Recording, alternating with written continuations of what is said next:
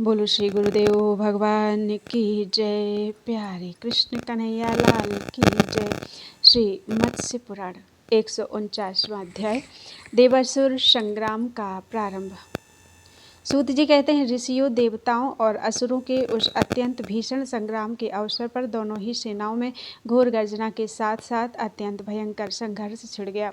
उस समय देवता और दैत्य सिंहनाद कर रहे थे, शंख भेरी और तुरही के शब्द हो रहे थे, हाथी चिंगाड़ रहे थे, युद्ध के युद्ध घोड़े हींच रहे थे, रथ के पहियों की घरघराहट हो रही थी और वीरों द्वारा खींची गई प्रत्यंचा के चटाचट शब्द हो रहे थे।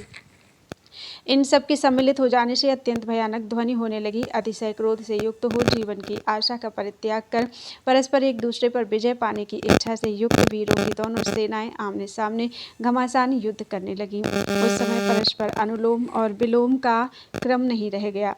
पैदल सैनिक रथी के साथ घुड़सवार, रथी के साथ हाथी, पैदल सैनिक के साथ कहीं एक रथी दूसरे रथी के साथ, एक हाथी दूसरे हाथी के साथ, एक हाथी बहुत से घोड़ों के साथ और अकेला पैदल सैनिक बहुत से मतवाले हाथियों के साथ जूझने लगे। तदनंतर आकाश मंडल में भाला, वज्र, गदा, ढेल, बांस, कुठार, शक्ति, पटा, त्रिशूल, मुदगर, कुणप, गढ़, चक्र, शंख, तोमर, चमकीले अंकुश, फलयुक्त बाण, बाण, पोला बाण, वत्सदंत, अर्धचंद्र, भाला, शतपत्र और निर्मल शक्र सुक्तुंडों के प्रहार से अत्यंत अद्भुत आकार वाली वृष्टि दीख पड़ी। उससे सारी दिशाएं आच्छादित हो गईं और उसने सारे जगत को अंधकारमय बना दिया। उस घोर अंधकार में वे परस्पर एक दूसरे को पहचान तक नहीं पाते थे, अतः वे बिना लक्ष्य के ही अपने भयंकर शस्त्र समूहों का प्रहार कर रहे थे। दोनों सेनाओं में परस्पर कटकर धराशायी होते हुए वीरों को देख रहे थे। उस समय कटकर गिरे हुए या गिरते हुए ध्वजों, भुजाओं, छत्रों, कुंडल मंडित मस्तकों, हाथियों, घोड़ों और पैदल सैनिकों से युद्धभूमि इस प्रकार पट गई थी मानो आकाश रूपी सरोवर में गिरे हुए कमल पुष्पों से आच्छादित हो, जिनके दांत टूट गए थे, कुंभस्थल विदीर्ण हो गए थे और लंबे लंबे सुंदरदंड कटकर गिर गए थे। ऐसे पर्वत सदृश विशालकाय गजराज पृथ्वी पर पड़े हुए थे, जिनके शरीर से खून की धाराएं बह रही थीं, जिनके हर से पहिए और धुरे आदि विदीर्ण हो गए थे।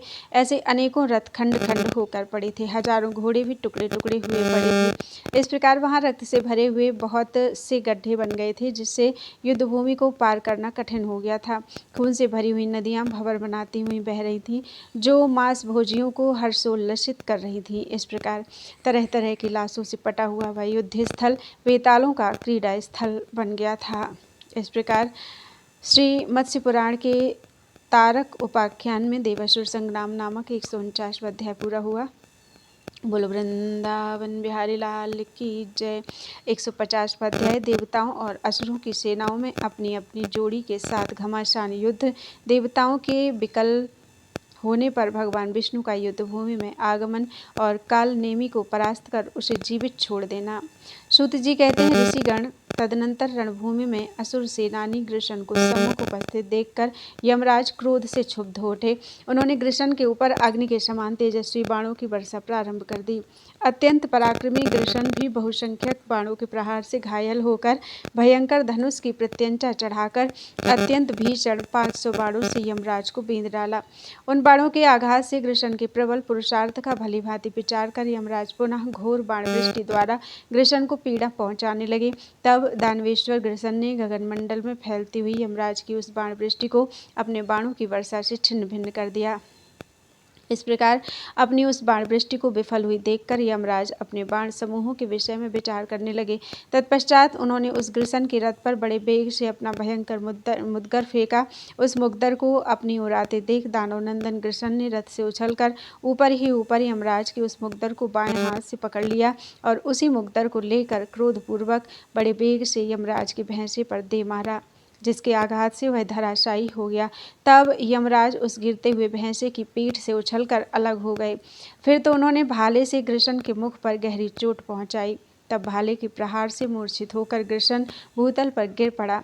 ग्रसन को धराशायी हुआ देखकर भयंकर पराक्रमी जंभ ने भिंदीपाल से ढेलवांस से यमराज के हृदय पर प्रहार किया। उस प्रहार से घायल होकर यमराज मुख से खून उगलने लगे।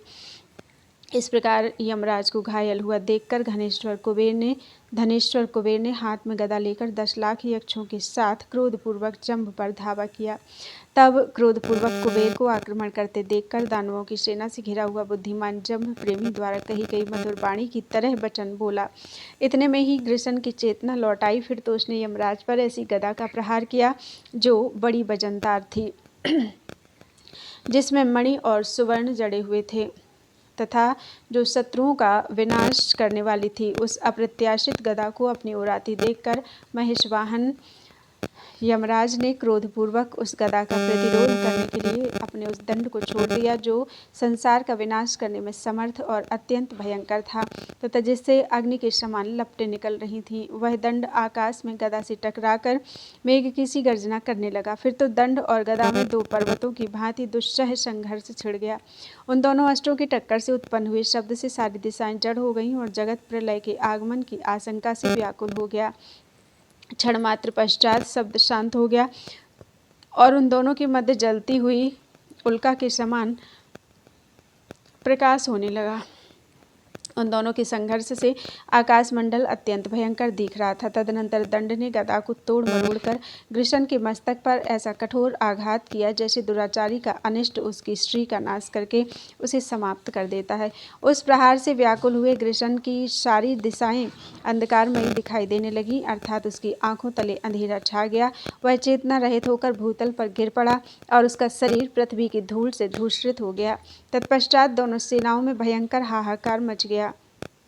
तदनंतर 2 घड़ी के पश्चात जब ग्रिसन की चेतना वापस लौटी तब उसने देखा कि उसका शरीर ध्वस्त हो गया है और उसके आभूषण तथा वस्त्र अस्त व्यस्त हो गए हैं। फिर तो वह भी ऐसा करने वाले से बदला चुकाने का विचार करने लगा। वह मन ही मन सोचने लगा, मुझ जैसे बलि पुरुष के जीते जी स्वामी के परिभव के लक्षण दिखाई पड़ रहे हैं। मेरे पराजित हो जाने पर मेरे आश्रित रहने वाली सेनाएं भी नष्ट हो जाएंगी। अयोग्य पुरुष ही स्वच्छंदचारी हो सकता है, किंतु जो पुरुष सैकड़ों बार योग्य घोषित किया जा चुका है वह स्वच्छंद नहीं हो सकता, अर्थात जिसकी जगत में कोई प्रतिष्ठा नहीं है वह स्वेच्छानुसार कार्य कर सकता है, किंतु जो सैकड़ों बार लब्ध प्रतिष्ठ हो चुका है उसे स्वामी के अधीन रहकर ही कार्य करना चाहिए। ऐसा विचार कर महाबली ग्रिसन वेगपूर्वक उठ खड़ा हुआ। उसका शरीर पर्वत के समान विशाल था। वह भयंकर विचार से युक्त था और क्रोधवश दांतों से होंठ को दबाए हुए था। इस प्रकार वह शीघ्रतापूर्वक रथ पर सवार हो हाथ में कालदंड के सदृश मुक्तर लेकर रणभूमि में यमराज के निकट आ पहुंचा। युद्धस्थल में यमराज के सम्मुख आकर ग्रिसन ने उस भयानक मुक्तर को बड़े बेग से घुमाकर यमराज के मस्तक पर फेंक दिया। उस प्रकाशमान मुक्तर को आते हुए देखकर यमराज के नेत्र चकमका गए। तत्पश्चात महाबली यमराज ने अपने स्थान से हटकर उस दुर्धर्ष मुक्तर को लक्ष्य से वंचित कर दिया। यमराज के दूर हट जाने पर उस मुकद्दर ने यमराज के हजारों पराक्रमी एवं भयंकर कर्म करने वाले किंकरों को पीस डाला। तत्पश्चात उस भयंकर किंकर सेना को मारी गई देखकर यमराज को परम क्षोभ हुआ। तब वे नाना प्रकार के अस्त्रों का प्रहार करने के लिए उद्यत हो गए। उधर ग्रिसन ने उस सेना को किंकरों से व्याप्त देखकर ऐसा समझा कि यमराज की माया द्वारा रचे गए ये हजारों यमराज ही हैं। फिर तो ग्रिसन सेना को रोककर उस पर अस्त्रों की वृष्टि करने लगा। उस समय वह कल्पांत के समय क्षुब्ध हुए भयंकर समुद्र की भांति क्रोध से विह्वल हो उठा था। उसने कुछ किंकरों को त्रिशूल से और कुछ को सीधे जाने वाले बाणों से विदीर्ण कर दिया, कुछ को गदा के प्रहार से और कुछ को मुकद्दरों की वर्षा से पीस डाला। कुछ भयंकर बालों के प्रहार से घायल कर दिए गए, दूसरे बहुत से उसकी बाहुओं पर लटके हुए थे। इधर किंकरों में से बहुत से लोग शिलाओं द्वारा तथा अन्य कुछ लोग ऊंचे ऊंचे वृक्षों द्वारा ग्रिसन पर प्रहार कर रहे थे। कुछ उसके शरीरांगों में दांतों से काट रहे थे, दूसरे किंकर उसकी पीठ पर मुक्के से प्रहार कर रहे थे। इस प्रकार घोर कर्मा किंकरों द्वारा पीछा किए जाने पर ग्रिसन अत्यंत क्रुद्ध हो गया। उसने अपने शरीर को भूतल पर गिराकर हजारों किंकरों को उसके नीचे पीस डाला। फिर उठकर कुछ किंकरों को मुक्के से पीटकर मौत के घाट उतार दिया। इस प्रकार किंकरों के साथ युद्ध करने से ग्रिसन थकावट से चूर हो गया था। तब ग्रिसन को थका हुआ तथा अपनी सेना को मारी गई देखकर महेशवाहन यमराज हाथ में दंड लेकर आ पहुंचे। वृषण ने सम्मुख आए हुए यमराज के वक्षस्थल पर गदा से प्रहार किया। तब शत्रुसूदन यमराज ने कृष्ण के उस प्रहार की कुछ भी परवाह न करके उसके रथ के अग्रभाग में जुटे हुए बाघों पर क्रोधपूर्वक दंड से प्रहार किया। उस दंड प्रहार से आधे बाघों के मारे जाने पर वह रथ आधे बाघों द्वारा ही खींचा जा रहा था। उस समय दैत्यराज कृष्ण का वह रथ पुरुष के संशयग्रस्त चित्त की भांति अस्थिर हो गया था। अतः दैत्यराज कृष्ण रथ को छोड़कर भूतल पर आ गया और पैदल ही आगे बढ़कर यमराज को दोनों भुजाओं से पकड़कर युद्ध करने लगा। तब यमराज भी शस्त्रों को छोड़कर बाहु युद्ध में प्रवृत्त हो गए। बलाभिमानी कृष्ण यमराज के कमरबंद को पकड़कर उन्हें घूमते हुए दीपक की भांति वेगपूर्वक घुमाने लगा। तब यमराज भी अपनी दोनों भुजाओं से दैत्य के गले को पकड़कर उसे वेगपूर्वक भूतल से ऊपर खींचकर बड़ी देर तक घुमाते रहे। तत्पश्चात वे दोनों परस्पर एक दूसरे को पीड़ित करते हुए मुक्कों से प्रहार करने लगे। उस समय दैत्येंद्र कृष्ण के विशालकाय होने के कारण यमराज की भुजाएं शिथिल हो गईं। तब वे उस दैत्य के कंधे पर अपना मुख रखकर विश्राम करने की इच्छा करने लगे। यमराज को इस प्रकार थका हुआ देखकर कृष्ण उन्हें बलपूर्वक पृथ्वी पर पटककर बारंबार रगड़ने लगा और पैरों की ठोकरों और घूंसों से तब तक मारता रहा जब तक यमराज के मुख से बहुत सा रक्त बहने लगा। तत्पश्चात दानवराज ने यमराज को प्राणहीन देखकर उन्हें छोड़ दिया।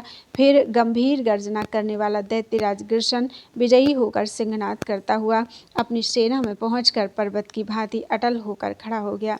उधर क्रोध से भरे हुए जंभ ने अपने मर्मभेदी बाणों द्वारा कुबेर के सारे मार्ग अवरुद्ध कर दिए और उनकी सेना को काटना आरंभ किया। यह देखकर धनेश क्रोध से भर उठे। उन्होंने युद्ध भूमि में अग्नि के समान वर्चस्वी 1000 बाणों से दानवराज जंभ के हृदय को बींध दिया।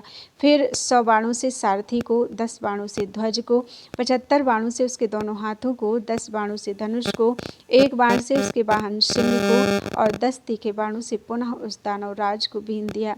इन सब बाणों में मोर के पंख लगे हुए थे तथा ये तेल में डालकर साफ किए हुए और सीधे लक्ष्य भेद करने वाले थे। धनेश के उस अत्यंत दुष्कर कर्म को देखकर जंभ का मन कुछ भयभीत हो उठा। फिर उसने हृदय में धैर्य धारण कर शत्रुओं के मर्म को विदीर्ण करने वाले तीखे बाणों को हाथ में लिया। उस समय दानवराज जंभ क्रोध से भरा हुआ था। उसने अपने धनुष को कान तक खींचकर तीखे बाणों से कुबेर के वक्षस्थल को बींध दिया। फिर उनके सारथी के हृदय पर एक सुदृढ़ बाण से आघात किया और तेल में सफाए हुए एक बाण से उनकी प्रत्यंचा को काट दिया। तदनंतर क्रूरकर्मा दानवराज जंभ ने तीखे एवं मर्मभेदी 10 भयंकर बाणों से कुबेर के वक्षस्थल को पुनः घायल कर दिया। तब बुरी तरह घायल हुए कुबेर मूर्छित हो गए। क्षण मात्र के बाद कुबेर की मूर्छा भंग हुई। तब उन्होंने धैर्य धारण कर अपने भयंकर धनुष को वेगपूर्वक खींचकर हजारों तीखे बाणों की वर्षा करते हुए दिशाओं विदिशाओं, आकाश, पृथ्वी और असुर की सेनाओं को ढक दिया। यहाँ तक कि उस बाण वर्षा से सूर्यमंडल भी आच्छादित हो गया। तब शीघ्रतापूर्वक बाण संधान करने वाले जंभ ने भी युद्धस्थल में परम पुरुषार्थ प्रकट करके कुबेर के एक एक बाण को बहुसंख्यक बाणों से काट गिराया। दानवेंद्र के उस कर्म को देखकर धनेश अत्यंत कुपित हो उठे। तब वे नाना प्रकार के बाणों की वृष्टि करके उसकी सेना का विध्वंस करने लगे। कुबेर के दुष्कर कर्म को देखकर दानवराज जंभ ने लौह निर्मित एवं स्वर्ण जटित भयंकर मुग्दर को लेकर कुबेर के अनुचर हजारों यक्षों को चकनाचूर कर दिया। दैत्य द्वारा मारे जाते हुए वे सभी यक्ष भयंकर चीत्कार करते हुए कुबेर के रथ को घेर कर खड़े हो गए। उन यक्षों को दुखी देखकर कुबेर ने अपना भीषण त्रिशूल हाथ में लिया और उसे शीघ्र ही हजारों दैत्यों को मौत के हवाले कर दिया।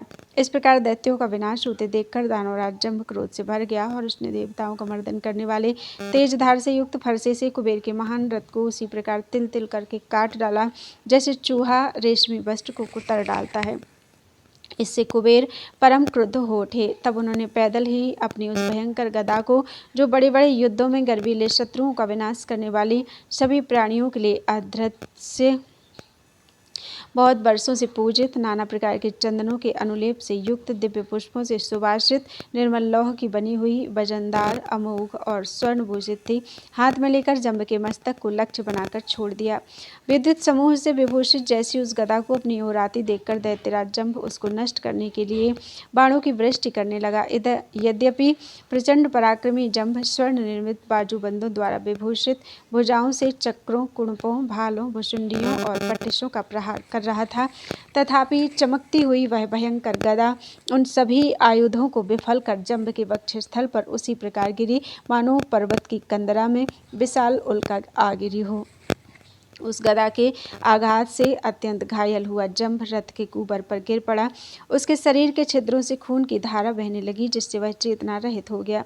जंभ को मरा हुआ समझकर भयंकर गर्जना करने वाला क्रोधी कुजंभ कुबेर के वाक्य से अत्यंत कुपित हो उठा। उसने यक्षराज के चारों ओर बाणों का जाल बिछा दिया। तदनंतर बलवान यक्षराज ने तीखे अर्धचंद्र बाणों के प्रहार से उस बाण जाल को छिन्न भिन्न कर दिया और वे उस दैत्य पर बाणों की वृष्टि करने लगे।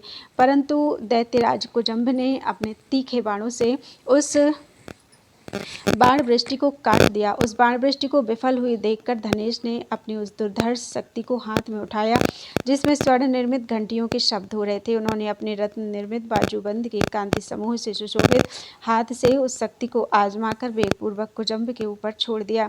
उस शक्ति ने कुजंभ के दारुण हृदय को उसी प्रकार विदीर्ण कर दिया जैसे निर्धन पुरुष की अभिरचित धनाशा नष्ट हो जाती है।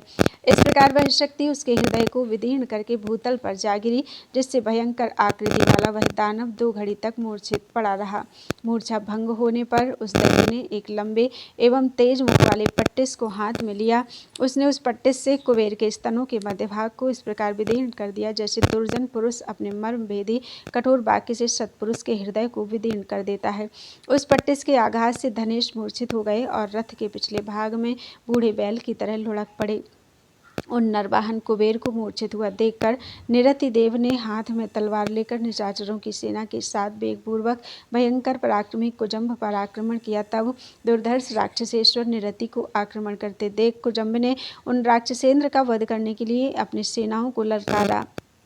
भल्ल आदि नाना प्रकार के अस्त्रों को धारण करने से भयंकर रूप वाली उस सेना को आगे बढ़ते देखकर आभूषणों की कांति से उद्भासित होते हुए निरति देव रथ से वेगपूर्वक कूद पड़े और नीली कांति वाले म्यान से तलवार खींचकर उसने शत्रुओं के विचित्र आकार वाले मुखों को कमल पुष्प की तरह काटने लगे। उस समय दांतों से होठ को चबाने एवं भौहें चढ़ी होने के कारण उनका मुख भयंकर दिख रहा था और प्रचंड क्रोध के कारण उनके नेत्र लाल हो गए थे। इस प्रकार लंबी भुजाओं वाले निरति रणभूमि में आगे पीछे ऊपर नीचे चारों ओर घूम घूम कर उस विशाल तलवार से दानवों को टुकड़े टुकड़े कर रहे थे। इस प्रकार अपनी सेना को समाप्त प्राय देखकर कुजंभ ने कुबेर को छोड़कर राक्षसेश्वर निरति पर धावा बोल दिया। इधर जब जंभ की मूर्छा भंग हुई तब उसने कुबेर के अनुचर ये हजारों यक्षों को जीते जी पकड़कर पाशों से बांध लिया तथा दानवों ने उनके अनेकों प्रकार के मूर्तिमान रत्नों, वाहनों और हजारों दिव्य विमानों को अपने अधीन कर लिया।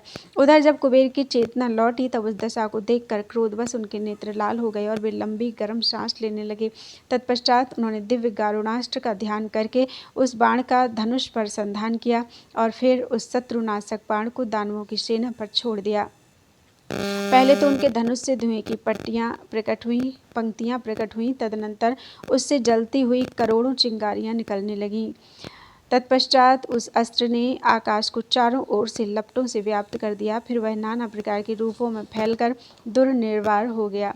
उस समय अंधकार से आच्छादित होने के कारण सारा जगत रूप रहस्य दिखाई पड़ने लगा। तब आकाशमंडल में स्थित देवगण उस उत्कृष्ट तेज की प्रशंसा करने लगे। यह देखकर परम पराक्रमी दानवराज जंभ सिंहनाद करता हुआ पैदल ही वेगपूर्वक कुबेर पर चढ़ दौड़ा। इस प्रकार उस दैत्य को अपनी ओर आता हुआ देखकर कुबेर घबरा उठे और रणभूमि से भाग खड़े हुए। भागते समय उनका रत्नजड़ित उद्दीप्त मुकुट इस प्रकार भूतल पर गिर पड़ा मानो आकाश से सूर्य का बिंब गिर पड़ा हो। रणभूमि से स्वामी के पलायन कर जाने पर उनके आभूषणों के समक्ष उत्तम कुल में उत्पन्न हुए वीरों का संग्राम के मुहाने पर मर जाना उचित है, ऐसा निश्चय कर दुर्धर्ष यक्ष हाथों में नाना प्रकार के शस्त्रास्त्र धारण कर युद्ध की अभिलाषा से युक्त हो उस मुकुट को घेर कर खड़े हो गए। क्योंकि कुबेर के अनुचर वे वीरवर यक्ष स्वाभिमान के धनी थे। तदनंतर उन्हें इस प्रकार युद्धोन्मुख देखकर प्रचंड पुरुषार्थी दानवराज जंभ अमरस से भर गया।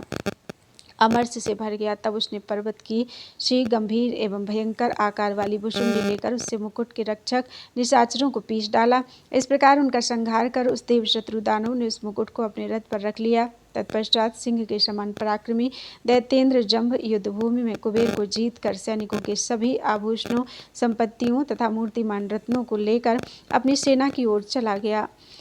इधर कुबेर बाल बिखेरे हुए दीन भाव से देवराज इंद्र के निकट चले गए। उधर असुर नंदन राक्षसेश्वर निरति अपनी अमोघ राक्षसी माया का आश्रय लेकर कुजम्ब के साथ भिड़े हुए थे। उन्होंने जगत को अंधकारमय बनाकर दैत्यराज कुजम्ब को मोह में डाल दिया। उससे दानवों की सेना में किसी को कुछ सूझ नहीं पड़ता था। वे एक पग से दूसरे पग तक भी चलने में असमर्थ हो गए। तब उन्होंने अनेकों अस्त्रों की वर्षा करके घने कुहासे के अंधकार से व्याकुल हुए वाहनों वाली दानवों की उस विशाल सेना का संहार कर दिया। इस प्रकार दैत्यों के मारे जाने एवं कुजम्ब के कर्तव्य विमूढ़ हो जाने पर प्रलयकालीन मेघ के समान शरीर वाले दानवेंद्र महेश ने उल्का समूह से सुशोभित सावित्र नामक अस्त्र को प्रकट किया। उस प्रतापशाली सावित्र नामक परमास्त्र के प्रकट होते ही सारा निविड़ अंधकार नष्ट हो गया। तत्पश्चात उस अस्त्र से चिंगारियां निकलने लगीं, जिन्होंने संपूर्ण अंधकार को नष्ट कर दिया। उस समय सारा जगत शरद ऋतु में खिले हुए लाल कमल समूह से व्याप्त निर्मल सरोवर की भांति शोभा पाने लगा। इस प्रकार अंधकार के नष्ट हो जाने पर जब दैत्येंद्रों को पुनः नेत्र ज्योति प्राप्त हो गई, तब वे क्रूर मन से देवसेनाओं के साथ अद्भुत संग्राम करने लगे। क्रोध से भरे हुए दैत्य शस्त्रों का प्रहार तो कर ही रहे थे, साथ ही उन्होंने भुजगास्त्र का भी प्रयोग किया। तदनंतर कुजम्ब ने अपना भयंकर धनुष और सर्प विष के समान विषैले बाणों को लेकर शीघ्र ही राक्षस राज की सेना पर धावा किया। तब अनुचरों सहित राक्षसेंद्र निरति ने उस दैत्य को आक्रमण करते देखकर उसे विषैले सर्पों के समान भीषण एवं तीखे बाणों से बीन दिया। उस समय वे इतनी फुर्ती से बाण चला रहे थे कि बाण का लेना, संधान करना और छोड़ना दिख ही नहीं पड़ता था। विचित्र कर्म करने वाले राक्षसेश्वर ने बड़ी फुर्ती से अपने बाणों द्वारा उस देवद्रोही दैत्य के बाण समूह को काट दिया और एक अत्यंत तेज बाण से उसके ध्वज को भी काट गिराया। साथ ही एक भाला मारकर उसके सारथी को भी रथ पर बैठने के स्थान से नीचे गिरा दिया। युद्ध स्थल में राक्षसेश्वर के उस कर्म को देखकर कुजम्ब के नेत्र क्रोध से लाल हो गए। तब उस दानव ने वेगपूर्वक रथ से कूदकर शरतकालीन आकाश की भांति निर्मल तलवार और उदयकालीन चंद्रमा के समान 10 चिन्हों से सुशोभित ढाल हाथ में उठा लिया। फिर तो वह दैत्य रणभूमि में बड़े पराक्रम से राक्षसेश्वर की ओर झपटा। उसे निकट आया हुआ देखकर राक्षसेश्वर ने उसके हृदय पर मुगदर से प्रहार किया। उस प्रहार से कुजम्ब क्षतिग्रस्त होकर विक्षुब्ध हो उठा। उस समय वह धैर्यशाली दानव निश्चेष्ट होकर पर्वत की तरह खड़ा रह गया। 2 घड़ी के बाद आश्वस्त होने पर अत्यंत दुर्जय दानवेश्वर ने रथ पर आरूढ़ होकर बाएं हाथ से राक्षसेश्वर को पकड़ लिया। तब क्रोध से भरा हुआ दैत्य कुजम्ब निरति के बालों को पकड़कर और घुटनों से दबाकर खड़ा हो गया तथा तलवार से उनका सिर काट लेने के लिए उद्यत हो गया। इसी बीच जलेश वरुण देव ने शीघ्र ही अपने पास से दानवेंद्रों की दोनों भुजाओं को बांध दिया। इस प्रकार दोनों भुजाओं के बंध जाने पर दैत्य का पुरुषार्थ विफल कर दिया गया। तदनंतर पाशधारी वरुण ने दया को तिलांजलि देकर उस दैत्य पर गदा से प्रहार किया। उस गदाघात से घायल होकर कुजम्ब छिद्रों से रक्त, मुख, नाक, कान आदि छिद्रों से रक्त बमन करने लगा। उस समय उसका रूप ऐसा प्रतीत हो रहा था मानो विद्युत समूहों से आच्छादित मेघ हो। कुजम्ब को ऐसी दशा में पड़ा देखकर तीक्ष्ण दाढ़ों से युक्त एवं विकराल मुख वाला महिषासुर अपने गहरे मुख को फैलाकर वरुण और निरति इन दोनों देवताओं को निगल जाने का प्रयास करने लगा। तब वे दोनों देव उस दैत्य के क्रूर अभिप्राय को समझकर भयभीत हो गए और बड़ी शीघ्रता से महिषासुर के रथमार्ग को छोड़कर हट गए। फिर भय से व्याकुल होकर दोनों बड़े वेग से 2 भिन्न दिशाओं की ओर भाग चले। उनमें निरति ने तो तुरंत ही भागकर इंद्र की शरण ग्रहण की। उधर कुपित महिषासुर ने वरुण का पीछा किया। इस प्रकार वरुण को मौत के मुख में पड़ा हुआ देखकर शीत रश्मि चंद्रमा ने अपने सोमास्त्र को प्रकट किया, जो हिम समूह से व्याप्त होने के कारण अत्यंत दुस्सह था। उसी समय चंद्रमा ने अपने दूसरे अनुपम अस्त्र वायवास्त्र का भी प्रादुर्भाव किया। चंद्रमा द्वारा छोड़े गए उस वायवास्त्र एवं सूखे हिमास्त्र से सभी दानव व्यथित हो उठे थे। वे शीत से जर्जर हो गए और उनका पुरुषार्थ जाता रहा। चंद्रमा द्वारा चलाए गए अस्त्रों से महान हिमराशि के गिरने से समस्त दानव ना तो एक पग चल सकते थे और ना अस्त्र ही उठाने में समर्थ थे। इस प्रकार चारों ओर असुर सैनिकों के शरीर शीत से ठिठुर गए। शीत से कांपते हुए मुखवाला महेश भी प्रयत्नहीन हो गया। वह अपने दोनों हाथों से दोनों कांखों को दबाकर नीचे मुख किए हुए बैठ गया। इस प्रकार चंद्रमा से पराजित हुए वे सभी दैत्य बदला चुकाने में असमर्थ हो गए। तब वे युद्ध की अभिलाषा को दूर छोड़कर जीवन की रक्षा के लिए खड़े रहे। इसी बीच क्रोध से उद्दीप्त हुए कालनेमी ने दैत्यों को ललकारते हुए कहा, भो भो श्रृंगार से सुसज्जित शूरवीरों, तुम सभी शस्त्रास्त्र के पारगामी विद्वान हो। तुम लोगों में से एक एक भी अपनी भुजाओं से सारे जगत को तौल सकता है तथा प्रत्येक व्यक्ति संपूर्ण चराचर जगत को निगल जाने में समर्थ है। सबके सब प्रबल पराक्रमी देवता एक साथ मिलकर भी यत्नपूर्वक तुम लोगों में से किसी एक की 16वीं कला की क्षमता नहीं कर सकते। फिर भी तुम लोग समरभूमि में देवताओं से पराजित होकर क्यों भागे जा रहे हो? ठहरो, ऐसा करना सूरवीरों के लिए विशेषतया दैत्यवंशियों के लिए उचित नहीं है। सारे संसार का संहार करने में समर्थ हम लोगों का राजा तारकासुर यहाँ उपस्थित नहीं है। वह क्रुद्ध होकर इस युद्ध से भागे हुए लोगों के प्राणों का हरण कर लेगा। उस समय शीत के प्रभाव से उन दैत्यों की श्रवण शक्ति और वाक चातुरी नष्ट हो गई थी। वे मूक हो गए थे तथा उनके दांत कटकटा रहे थे। महासुर कालनेमी ने उन दैत्यों को इस प्रकार शीत द्वारा व्यथित और चेतना रहित देखकर इस कार्य को काल द्वारा प्रेरित माना। फिर तो उसने आसुरी माया का आश्रय लेकर अपने विशाल शरीर का विस्तार किया और उससे आकाश मंडल दिशाओं और विदिशाओं को व्याप्त कर लिया। फिर उस दानवेंद्र ने अपने शरीर में 10,000 सूर्यों का निर्माण किया। उसने माया के बल से 10 दिशाओं को प्रचंड अग्नि से पूर्ण कर दिया, जिससे क्षण मात्र में सारी त्रिलोकी की अग्नि की लपटों से व्याप्त हो गई। उस ज्वाला समूह से चंद्रमा शांत हो गए। तदनंतर कालनेमी की माया से दानवेंद्रों की वह सेना क्रमशः शीतरूपी दुर्दिन के नष्ट हो जाने पर शोभा पाने लगी। इस प्रकार दानवों की सेना को चेतना युक्त देखकर जगत के एकमात्र नेत्र स्वरूप सूर्य क्रोध से तिलमिला उठे। तब उन्होंने अरुण से कहा। सूर्य बोले, अरुण, मेरे रथ को शीघ्र वहां ले चलो जहां कालनेमी का रथ खड़ा है। वहां मेरा उसके साथ सूरवीरों का विनाश करने वाला भीषण संग्राम होगा, जिनके बल पर हम लोग निर्भर थे भी चंद्रदेव तो इस युद्ध में परास्त हो गए। इस प्रकार कहे जाने पर गरुड़ के अग्रज अरुण ने श्वेत कलंगियों से विभूषित एवं प्रयत्नपूर्वक वश में किए गए अश्वों से जुते हुए रथ को आगे बढ़ाया। तत्पश्चात जगत को उद्भासित करने वाले महाभाग भगवान सूर्य ने अपना विशाल धनुष तथा सर्प की सी कांति वाले 2 दिव्य बाणों को हाथ में लिया।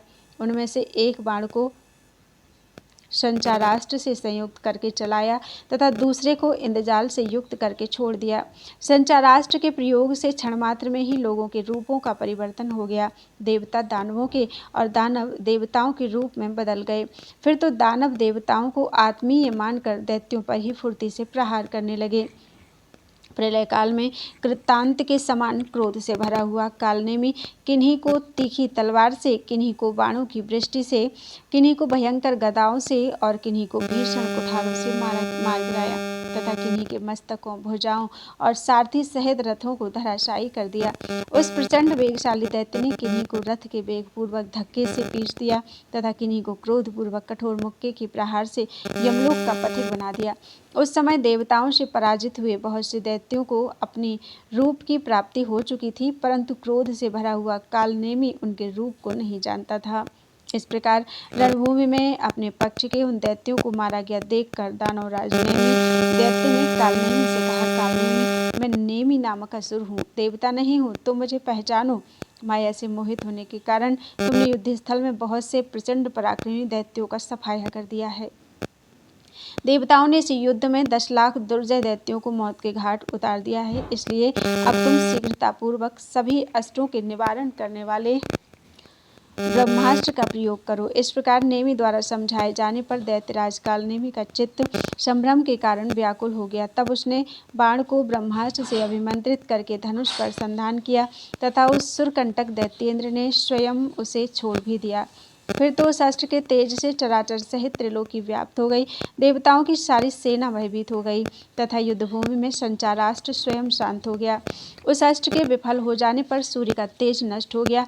तब उन्होंने महेंद्र जाल का आश्रय लेकर अपने शरीर को करोड़ों रूपों में प्रकट किया। उन रूपों से निकलती हुई किरणों के गिरने से तीनों लोग आक्रांत हो गए। उससे मज्जा और रक्त से रहित दानवों की सेना संतप्त हो उठी। तत्पश्चात सामर्थ्यशाली सूर्यदेव ने चारों ओर अग्नि की अत्यंत घोर वृष्टि की और दानवेंद्रों के नेत्रों को अंधा कर दिया। हाथियों की मज्जाएं गल गईं और वे चुपचाप धराशायी हो गए। धूप से पीड़ित हुए घोड़े लंबी सांस खींचने लगे। प्यास से व्याकुल हुए रथी भी इधर उधर पानी की खोज करते हुए छायादार वृक्षों और पर्वतों की गुफाओं की शरण लेने लगे। उस समय दावाग्नि प्रज्वलित हो उठी, जिसकी भयंकर ज्वाला ने वृक्षों को जलाकर भस्म कर दिया। जलाभिलाषी लोग सामने ही हिलोरे लेते हुए देखकर सामने स्थित रहने पर भी दावाग्नि से पीड़ित होने के कारण प्राप्त नहीं कर सकते थे, अतः जल ना पाकर मुख फैलाए हुए भूतल पर गिरकर चेतना रहित हो जाते थे। भूतल पर जगह जगह मरे हुए दैत्येश्वर दिखाई पड़ते थे। कहीं कहीं टूटे हुए रथ तथा मरे हुए हाथी और घोड़े पड़े हुए थे। कहीं कुछ लोग बैठकर रक्त उगल रहे थे और कुछ दौड़ लगा रहे थे, जिनके शरीर से रक्त, मज्जा और चर्बी टपक रही थी। कहीं हजारों की संख्या में मरे हुए दानव दिख रहे थे। दानवेंद्रों के उस महान विनाश के उपस्थित होने पर कालनेमी क्रोध से विह्वल हो उठा। प्रचंड क्रोध के कारण उसके नेत्र लाल हो गए। उसकी शरीर कांति प्रलयकालीन मेघ समान हो गई। वह उमड़ते हुए सैकड़ों जलाशयों के सदृश उछल पड़ा और गंभीर रूप से ताल ठोंक कर एवं सिंहनाद करके जगत के प्राणियों के हृदयों को कंपित कर दिया। फिर उसने आकाशमंडल को आच्छादित कर सूर्य की माया को नष्ट कर दिया। तदनंतर दानवेंद्र की सेना पर शीतल जल की वर्षा होने लगी। दैत्यगण उस वृष्टि का अनुभव कर क्रमशः उसी प्रकार समाश्वस्त हो गए, जैसे भूतल पर सूखते हुए बीजांकुर जल की वृष्टि से हरे भरे हो जाते हैं। तत्पश्चात दुर्जय एवं महान असुर कालनेमी मेघ रूप होकर देवताओं की सेना पर भीषण षष्ठ वृष्टि करने लगा। प्रचंड पराक्रमी दैत्येंद्रों की उस बाण वर्षा से पीड़ित हुए देवगणों को शीत से पीड़ित गौओं की तरह कोई आश्रय स्थान नहीं दिख रहा था। वे अष्ट छोड़कर अपने अपने हाथियों और घोड़ों की पीठों पर चिपककर छिप गए। कहीं कहीं भयभीत हुए देवगण रथों में लुक छिप रहे थे। कुछ अन्य देवताओं के शरीर भय से सिकुड़ गए थे। वे भयवश अपने हाथ से मुख को ढके हुए दसों दिशाओं में इधर उधर भाग दौड़ कर रहे थे। इस प्रकार उस देव विनाशक भीषण संग्राम में शस्त्रों के आघात से जिनकी अंग संधियां छिन्न भिन्न हो गई थीं, भुजाएं कट गई थीं, मस्तक विदीर्ण हो गए थे तथा जंघा और जानु कट गए थे, ऐसे सैनिक टूटे हुए हर्षे वाले रथ और चूर चूर हुए ध्वजाओं की कतारें भूतल पर पड़ी हुई दिख रही थीं, जिनके शरीरों से बहते हुए रक्त से गड्ढे भर जाते थे। ऐसे विदीर्ण अंगों वाले घोड़ों और पर्वत सदृश विशालकाय गजराजों से पटी हुई वह रणभूमि विकृत और बीभत्स दिखाई पड़ रही थी। इस प्रकार उस युद्ध में महाबली महासुर कालनेमी दैत्य ने 2 ही घड़ी में 1 लाख गंधर्वों, 5 लाख यक्षों, 60,000 राक्षसों, 3 लाख वेगशाली किन्नरों और 7 लाख प्रधान पिशाचों को काल के हवाले कर दिया। इनके अतिरिक्त उसने निर्भय होकर अन्य देव जातियों के असंख्य वीरों का संहार किया तथा अष्ट विद्या निपुण कालनेमी ने विचित्र ढंग से अस्त्रों के प्रहार से करोड़ों देवताओं को यमलोक का पथिक बना दिया। उस समय इस प्रकार की भयंकर पराजय और देवताओं का संहार उपस्थित होने पर चित्र विचित्र अस्त्र और उज्ज्वल कवच से सुसज्जित हो दोनों देवता अश्विनी कुमार क्रोध में भरे हुए समर भूमि में आगे बढ़े और कृतांत एवं अग्नि के समान पराक्रमी उस दैत्य पर प्रहार करने लगे।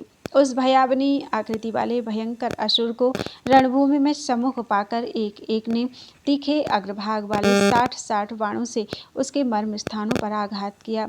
उन दोनों अश्विनी कुमार के बाण प्रहार से उसका चित्त कुछ दुखी हो गया।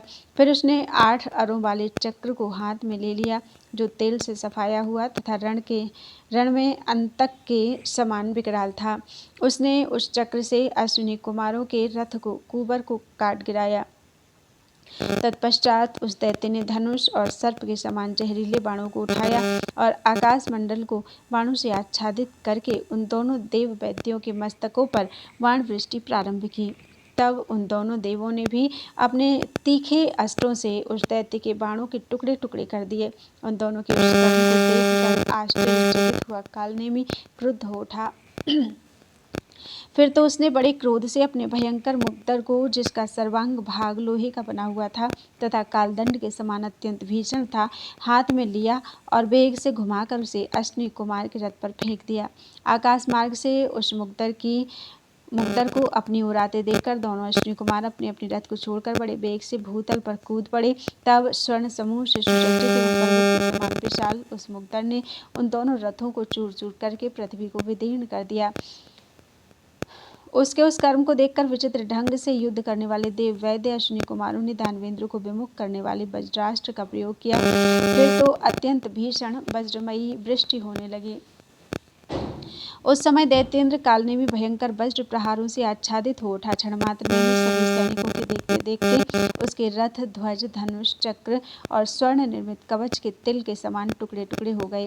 अश्विनी कुमारों द्वारा किए गए उस दुष्कर्म कर्म को देखकर भयंकर पराक्रमी एवं महाबली दानवेंद्र कालनेमी ने उस युद्ध के मुहाने पर नारायणास्त्र का प्रयोग किया और उस अस्त्र के तेज से वज्रास्त्र को शांत कर दिया। उस वज्रास्त्र के शांत हो जाने के बाद कालनेमी दोनों अश्विनी कुमारों को जीते जी पकड़ लेने का प्रयत्न करने लगा। तब वे दोनों अश्विनी कुमार भयभीत होकर पैदल ही रणभूमि से भागकर इंद्र के रथ के निकट जा पहुंचे। उस समय उनके शरीर कांप रहे थे और उन्होंने अस्त्र का भी त्याग कर दिया था। उस समय महाबली एवं क्रूर स्वभाव वाला दैत्यराज कालनेमी भी दैत्यों की सेना के साथ अश्विनी कुमारों का पीछा करते हुए इंद्र के रथ के निकट पहुंचा। उसे देखकर सभी प्राणी बेहुल हो गए और सबके मन में भय छा गया। दैत्यराज कालनेमी के उस क्रूर कर्म को देखकर सभी प्राणियों ने महेंद्र की पराजय मान ली, जो संपूर्ण लोगों का विनाश करने वाली थी। उस समय प्रधान प्रधान पर्वत विचलित हो उठे, आकाशमंडल से उल्काएं गिरने लगीं, दसों दिशाओं में बादल गरजने लगे और महासागरों में ज्वार उठने लगा। उस समय पंचभूतों के उस विकार को देखकर शेषशय्या पर शयन करते हुए भगवान गरुड़ध्वज योग निद्रा का त्याग कर सहसा जाग पड़े।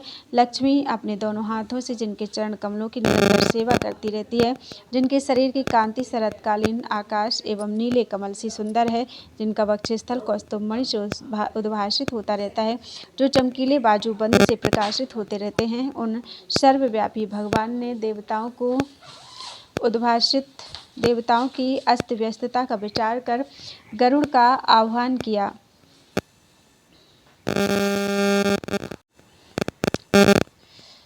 बुलाते ही हाथी के समान विशाल शरीर वाले गरुड़ के उपस्थित होने पर भगवान उन पर सवार होकर स्वयं देवताओं के निकट गए। उस समय उनके नाना प्रकार के दिव्यास्त्रों का प्रचंड प्रकाश फैल रहा था। वहां पहुंचकर उन्होंने देखा कि नूतन मेघ की सी कांति वाले एवं उत्कट पुरुषार्थी दानवेंद्र द्वारा खदेड़े जाते हुए देवराज इंद्र उसी प्रकार भाग रहे हैं जैसे भयंकर अभाग्य से युक्त विस्तृत परिवार से घिरा हुआ पुरुष कष्ट पाता है। फिर तो उस सुंदर अवसर पर भगवान ने तुरंत ही इंद्र की रक्षा के लिए निर्मल कर्म किया। उस समय दैत्यों को आकाश में एक ज्योतिर्मंडल दिखाई पड़ा, जो उदयाचल पर स्थित उष्ण कांति वाले सूर्य के समान चमक रहा था। तब दानवगण उस तेज के प्रभाव को जानने के इच्छुक हो उठे। इतने में ही उन्हें प्रलयकालीन अग्नि की भांति भयंकर गरुड़ दिख पड़े। तत्पश्चात गरुड़ पर बैठे हुए मेघ समूह की सी कांति वाले अविनाशी भगवान अच्युत का दर्शन उन्हें हुआ। उन्हें देखकर असुरेंद्रों का मन हर्ष से परिपूर्ण हो गया और वे कहने लगे, यही तो देवताओं का सर्वस्व है। इसे जीत लेने पर देवताओं को पराजित हुआ ही समझना चाहिए। यही वह दैत्य समूहों का विनाश करने वाला शत्रुसूदन केशव है। इसी का आश्रय ग्रहण कर देवगण लोकों में यज्ञ भाग भोक्ता बने हुए हैं। ऐसा कहकर कालनेमी प्रभृति 10 महारथी दैत्य तथा वे सभी दानव युद्ध स्थल में आते हुए भगवान विष्णु को चारों ओर से घेर कर उन पर विविध प्रकार के अस्त्रों से प्रहार करने लगे। उस समय कालनेमी ने भगवान जनार्दन को 60 बाणों से, निमि ने 100 बाणों से, मथन ने 80 बाणों से, जंबक ने 70 और शुंभ ने 10 बाणों से बीन दिया। शेष सभी प्रयत्नशील दैत्योश्वरों ने एक एक दानव को सीधे चोट करने वाले 6 बाणों से घायल कर दिया। यह देखकर कालनेमी के नेत्र क्रोध से लाल हो गए। तब उसने पुनः कान तक खींचकर छोड़े गए 3 बाणों से भगवान विष्णु के हृदय पर चोट की। तपाए हुए सुवर्ण की सी कांति वाले कालनेमी के वे बाण विष्णु के हृदय पर उसी प्रकार शोभित हो रहे थे, मानो फैलती हुई कांति वाले कौस्तुभमणि की उद्दीप्त किरणें हों। उन बाणों के आघात से कुछ कष्ट का अनुभव कर श्रीहरि ने अपना मुक्दर उठाया और उसे लगातार वेगपूर्वक घुमाकर उस दानव पर फेंक दिया। वह मुक्दर अभी उसके निकटतम पहुंचा भी नहीं था कि क्रोध से भरे हुए दानवराज ने अपने हाथ की फुर्ती दिखलाते हुए आकाश मार्ग में ही सैकड़ों बाणों के प्रहार से उसे तिल तिल करके काट डाला। यह देखकर विशेष रूप से कुपित हुए भगवान विष्णु ने भयंकर भाला हाथ में लिया और उससे दैत्य के हृदय पर गहरी चोट पहुंचाई, जिससे आघात से वह मूर्छित हो गया। क्षण भर के पश्चात जब उसकी चेतना लौटी तब महासुर कालनेमी ने तीखे अग्रभाग वाली शक्ति हाथ में ली, जिसमें स्वर्ण निर्मित क्षुद्र घंटिकाएं बज रही थीं। उस शक्ति से दैत्य कालनेमी ने भगवान विष्णु की बाईं भुजा को विदीर्ण कर दिया। शक्ति के आघात से घायल हुई भगवान विष्णु की भुजा रक्त बहाती हुई ऐसी शोभा पा रही थी मानो पद्मरागमणि के बने हुए बाजूबंद से विभूषित की गई हो। तब कुपित हुए भगवान विष्णु ने विशाल धनुष और 17 तीखे एवं मर्मभेदी बाणों को हाथ में लिया। उनमें से उन्होंने 9 बाणों से उस दैत्य के हृदय को, 4 बाणों से उसके सारथी को, 1 बाण से ध्वज को, 2 बाणों से प्रत्यंचा सहित धनुष को और 1 बाण से उसकी दाहिनी भुजा को बीन दिया। उसी समय भगवान विष्णु के बाणों से उस दैत्य का हृदय गंभीर रूप से घायल हो गया था। उससे रक्त की मोटी धाराएं निकल रही थीं। उसका मन पीड़ा से व्याकुल हो गया था और वह झंझावात से झकझोरे हुए पलाश वृक्ष की भांति कांप रहा था। उसे कांपता हुआ देखकर भगवान केशव ने गदा उठाई और उसे वेगपूर्वक कालनेमी के रथ पर फेंक दिया। वह भयंकर एवं विशाल गदा कालनेमी के मस्तक पर जा गिरी। उसके आघात से उस असुर का मस्तक चूर्ण हो गया, मुकुट पिस गया और शरीर के छिद्रों से रक्त की धाराएं बहने लगीं। उस समय वह ऐसा दिख रहा था मानो टपकते हुए गेरू और धातुओं से युक्त पर्वत हो। तत्पश्चात वह मूर्छित होकर अपने टूटे हुए रथ पर गिर पड़ा। उसके प्राण मात्र अवशेष थे। इस प्रकार रथ के पिछले भाग में पड़े हुए उस दानव के प्रति चक्रायुधधारी एवं सामर्थ्यशाली शत्रुसूदन अच्युत ने मुस्कुराते हुए यह बात कही, असुर जाओ, इस समय तुम्हें छोड़ दिए गए हो, अतः निर्भय होकर जीवन धारण करो, फिर थोड़े ही समय के बाद मैं ही तुम्हारा विनाश करूंगा। भगवान विष्णु जी के उस वचन को सुनकर कालनेमी का सारथी रथ को लौटाकर कालनेमी को रणभूमि से दूर हटा ले गया। इस प्रकार श्री मत्स्य महापुराण के देवासुर संग्राम में कालनेमी पराजय नामक 150वां अध्याय पूरा हुआ। बोलो वृंदावन बिहारी लाल की जय। त्वदीयं वस्तु गोविंदम तुभ्यमेव समर्पये तेन त्वदङ्घ्रिकमले रतिं मे यच्छ शाश्वतीम्।